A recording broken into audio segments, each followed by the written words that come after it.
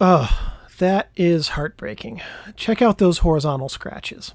Those occur when the emulsion is dragged across something sharp. This can happen if the film cassette has some dust or sand trapped in the felt at the opening. It can happen if some sand, a piece of film even, or a slight sharp spot in the camera's film back metal gets into the film path. With sheet film and removable camera backs, this can happen with the dark slide if there's a flaw on it. It can also happen in the drying process if you use a film squeegee or film drying wipes. The way to tell the difference between that is that if the scratch goes along the entire length of the film perfectly, from the first to the last frame, then you know it's something in the way that the film is advancing through the camera or out of the cassette. If the scratch wobbles, then it's probably something that happened during drying if you used a squeegee or a film drying cloth. The fix for this negative flaw is prevention.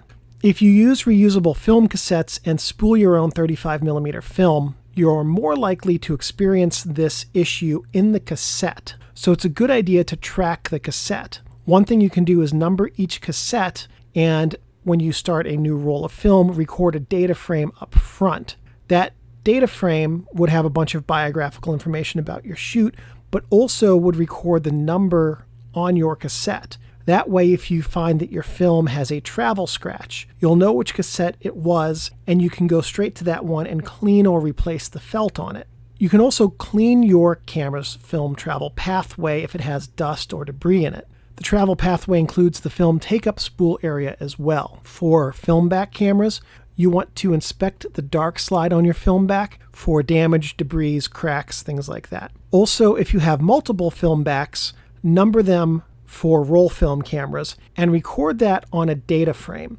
But overall, as long as you track and maintain your gear well, issues like scratches along the length of the film will be few and far between. If you're out taking photos at the beach or at a dirt bike race, inside a sandblasting box, or maybe in a sandstorm in the desert, just be sure to clean your camera's insides afterwards to help prevent film travel scratches.